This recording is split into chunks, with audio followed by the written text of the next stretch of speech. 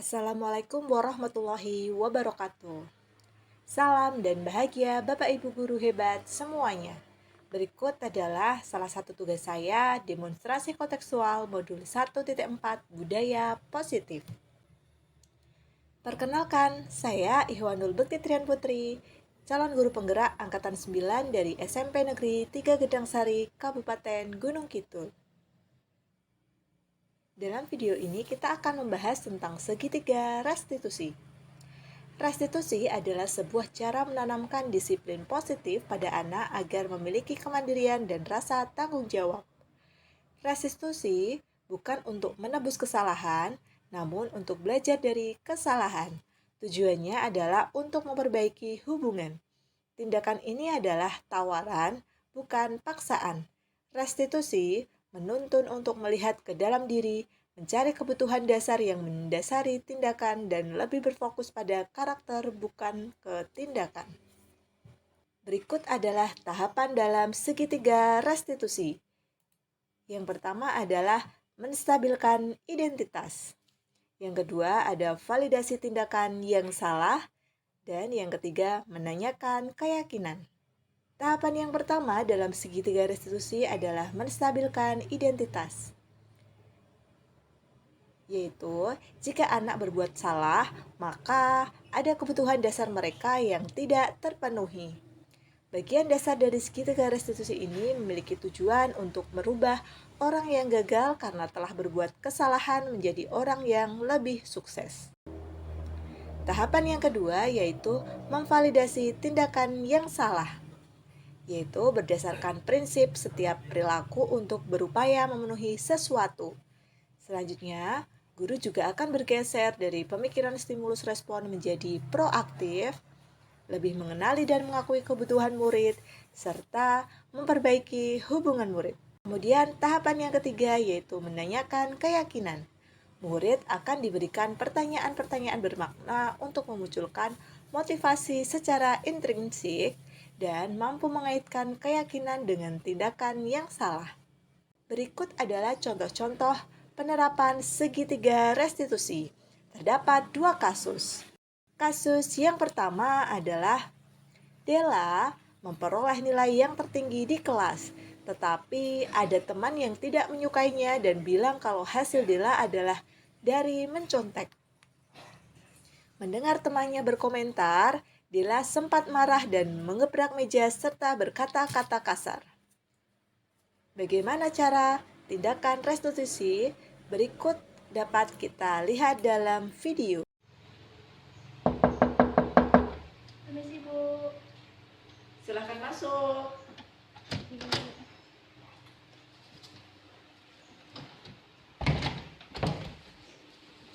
Silakan duduk, Mbak Della. Ibu. Mbak Della, apa kabar hari ini? Alhamdulillah baik, Bu. Baik, sehat. Oke. Oke. Maaf ya, Bu Bekti mengganggu waktunya sebentar. Ya nggak apa-apa ya. Oke. Hari ini Bu Bekti mendapatkan laporan dari guru BK. Apa benar kalau Mbak Della sempat marah-marah di kelas? Iya, Bu, karena saya tuh sangat kesal sama teman-teman, Bu. Masa saya diejek karena saya itu dituduh mencontek. Padahal kan saya menjawabnya dengan jujur. Nah, kira-kira ada bukti nggak dari teman-teman kamu? Kalau dari teman-teman itu tidak punya bukti, Bu. Mereka itu hanya provokasi dari teman-teman yang lain. Oke, jadi kejadiannya seperti itu ya Mbak Della ya. Oke. Nah, Mbak Della, wajar kalau kamu marah. Bu Bekti juga sudah kenal Mbak Della kalau Mbak Della itu anaknya jujur, rajin. Terus teman-teman tidak suka karena Mbak Della nilainya tertinggi ya di kelas. Oke, Bu. Gitu. Terus banyak teman-teman yang menuduh kalau Mbak Della itu mencontek gitu, Mbak Della, benar? Benar, Bu. Benar. Terus wajar ya kalau marah. Mungkin kalau Bu Bekti ada di posisinya Mbak Della, mungkin Bu Bekti juga akan marah dan kesal. Kalau kita tidak mencontek, kok kita dituduh mencontek? Iya kan Mbak Della? Iya, Bu, Gitu. Oke. Terus yang dilakukan Mbak Della itu apa kok bisa sampai seperti itu? Sampai mendapatkan laporan di BK? Awalnya tuh saya marah, Bu, karena saya diejek sama teman-teman. Iya. Akhirnya saya mendobrak meja dan saya berkata, bukan urusan kalian, bukan nilai itu, bukan kalian yang mengurusi. Terus kemudian saya pergi. Jadi sempat ngebrak meja sama ada kalimat saya, iya betul, bukan urusan kalian gitu ya, karena yang menilai bukan kalian gitu. Oh oke. Alasannya apa? Alasannya kok sampai itu? Saya tidak suka, Bu. Saya tidak Iya, suka tidak saja suka, karena teman-teman itu tidak menghargai usaha yang telah saya lakukan, Bu. Iya, Padahal betul. kan saya itu sudah belajar sungguh-sungguh, juga saya mengerjakannya secara jujur. Oke, Mbak Dela sempat marah dan gebrak meja ya. Untung saja Mbak Dela masih bisa ngerem diri, nggak sampai memukul temannya. Iya nggak, Mbak? Iya, Bu. Iya, masih bisa teratasi dan emosinya masih bisa dikontrol, nggak sampai merusak fasilitas sekolah atau sampai memukul temannya. Oke, sekarang dari tindakan Mbak Dela tadi, kira-kira tindakan Mbak Dela itu adakah yang tidak sesuai dengan keyakinan kelas yang kita buat, Mbak Dela? Ada, Bu. Iya, Pertama, mungkin karena saya terdesak karena ejekan teman-teman sehingga saya berkata kotor dan saya mendobrak meja, sehingga mungkin, dan juga saya tidak menghargai pendapat teman-teman. Oh gitu, berarti kurang menghargai dan menghormati orang lain gitu ya Mbak Dela ya. Oke, jadi apakah penting toh Mbak menghargai dan menghormati orang lain itu apa penting untuk Mbak Dela? Sangat penting, Bu. Iya. Karena kalau kita tidak menghargai orang lain, bisa jadi orang lain juga tidak akan menghargai kita. Oke, baik. Nah, dari kejadian ini, semua masalah itu kan pasti ada solusinya. Ya kan Mbak Dela ya? Karena kita tidak boleh gegabah dalam menyikapi suatu masalah. Menurut Mbak Dela, dari masalah itu, solusinya apa untuk Mbak Dela ke depan agar masalah itu tidak terulang kembali? Mungkin bisa lebih sabar lagi dalam menghadapi masalah dan tidak gegabah mengambil tindakan. Dan misalnya ada teman-teman yang keterlaluan, bisa dilaporkan kepada bapak atau ibu guru atau juga ke wali kelas. Oke, sudah baik ya Mbak Dela ya. Berarti setelah ini, nanti ketika Mbak Dela kembali ke teman-teman, Mbak Dela juga harus siap bersabar dan nanti menanggapi segala sesuatu itu dengan tenang. Nanti biar Bapak Ibu Guru yang membantu menjelaskan kalau memang Mbak Dela itu tidak mencontek. Nah, ada lagi yang disampaikan Mbak Dela? Tidak ada? Oke. Setelah ini pokoknya kamu harus lebih baik ya, harus bisa mengontrol emosi. Jangan sampai melakukan hal-hal yang kiranya merugikan diri sendiri maupun merugikan orang lain. Terima kasih ya Mbak Dela ya. Sekarang Mbak Dela boleh kembali ke kelas. Terima kasih ya. Terima kasih, Bu. Oke. Mari, Bu. Silahkan. Kasus yang kedua. Aulia, anak yang cerdas di kelas, dibuktikan dengan nilai-nilainya yang tinggi. Namun, laporan dari guru bimbingan konseling, Aulia sering terlambat masuk ke sekolah dikarenakan Aulia suka begadang dan bangun kesiangan. Aulia begadang karena belajar mendesain atau membuat gambar maupun karakter 2 dimensi sesuai dengan hobinya. Berikut adalah penerapan segitiga restitusi dalam menyikapi persoalan tersebut.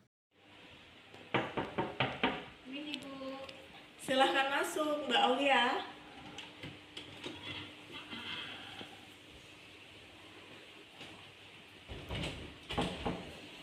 Silahkan duduk.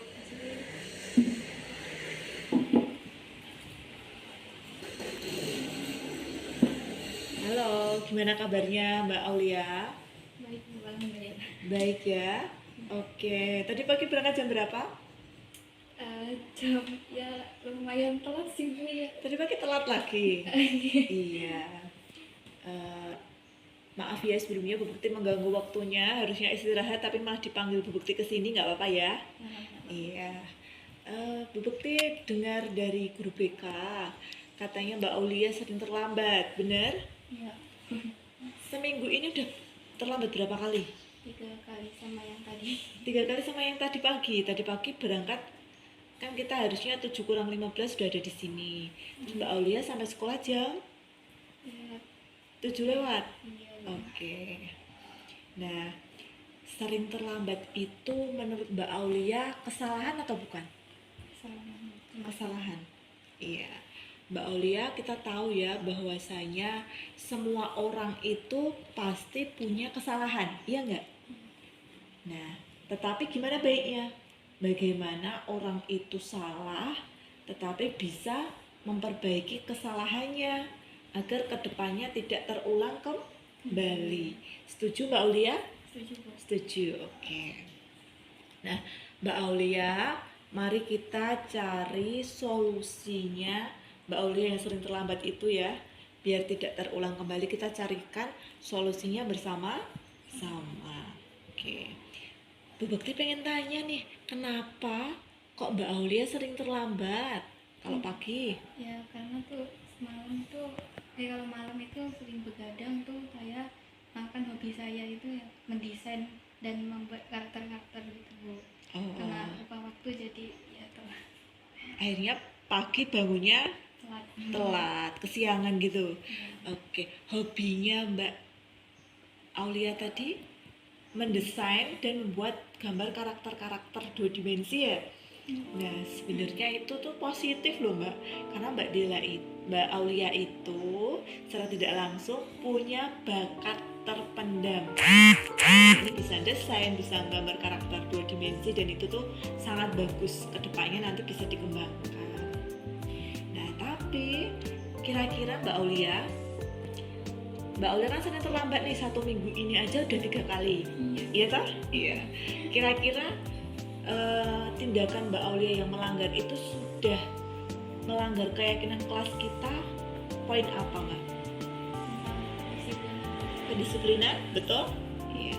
Menurut Mbak Aulia, kedisiplinan itu penting atau tidak? Itu menurut saya itu penting untuk melatih saya untuk mengatur waktu lagi. Iya, betul. Karena kedisiplinan itu bukan hanya tentang bagaimana kita tertib aturan ya Mbak, tapi bagaimana kita bisa memilih hal yang baik dan hal yang buruk yang bisa kita terapkan. Oke. Biar Mbak Aulia bisa lebih tertib dalam menjaga waktunya dan tidak begadang, nanti kita carikan solusi bersama ya. Sekarang Mbak Aulia, apa yang dirasakan setelah melakukan tindakan tersebut? Kurang baik, misal? Saya menyesal dan berusaha untuk tidak.